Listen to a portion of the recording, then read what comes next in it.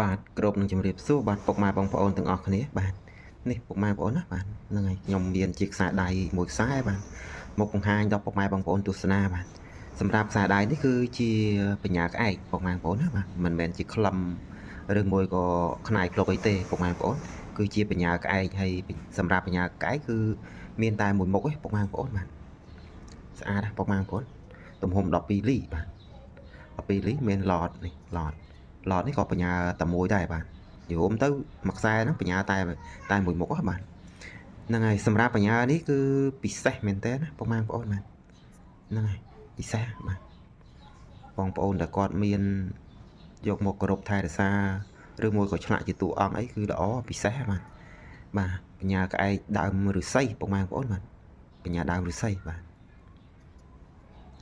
ស្អាតបងប្អូនទាំងអស់គ្នាបាទក្របទូចបាទ12លីបាទ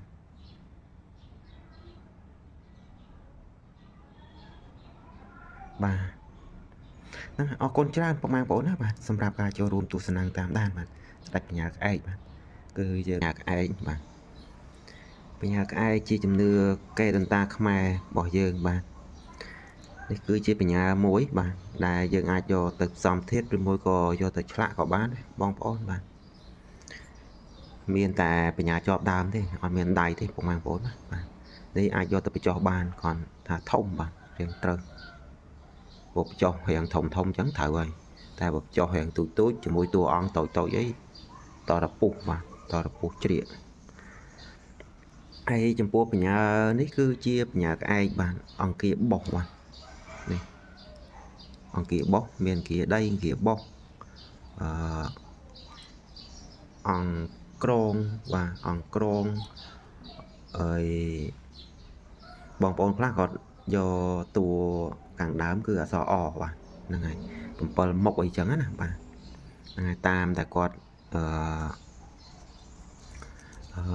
គាត់មានជំនឿបាទហ្នឹងហើយតែចំពោះបងប្អូនវិញយ៉ាងណាដែរបាទហ្នឹងហើយបោចំពោះខ្ញុំហើយ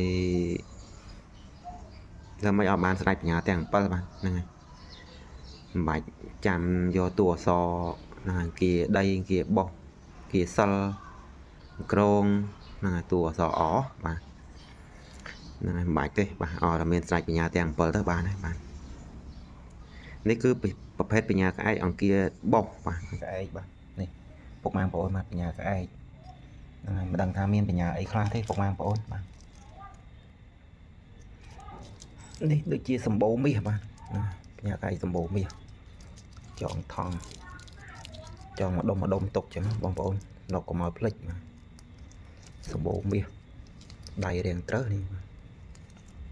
បញ្ញាជាប់ដើមបាទជាប់ដើមឆ្លាក់បានសម្បូរមាសបាទដៃនេះចំបៃបាទពកបញ្ញាចំបៃហើយនេះដៃរៀងត្រូវនឹងថាឱកាសឆ្លាក់ជាតួអង្គបានមួយអង្គពកនេះអាចឆ្លាក់បានមួយអង្គពីរអង្គឲ្យទៀតបាទអត់គេឲ្យរងមើលរងឡងកភ្លុះនេះពុកម៉ែបងប្អូនច្រេះអូណាទៅលើនេះដូចជាដៃខ្លាបងប្អូនបាទខ្ញុំសរសេរតែនេះដៃខ្លាបាទវ៉ប្រេងអីនេះមីងមៀងនេះគៀដីបាទគៀដីនេះក៏ដៃខ្លាដែរបាទអីនេះបញ្ញាអាចកណ្ដោលបាទដៃបញ្ញា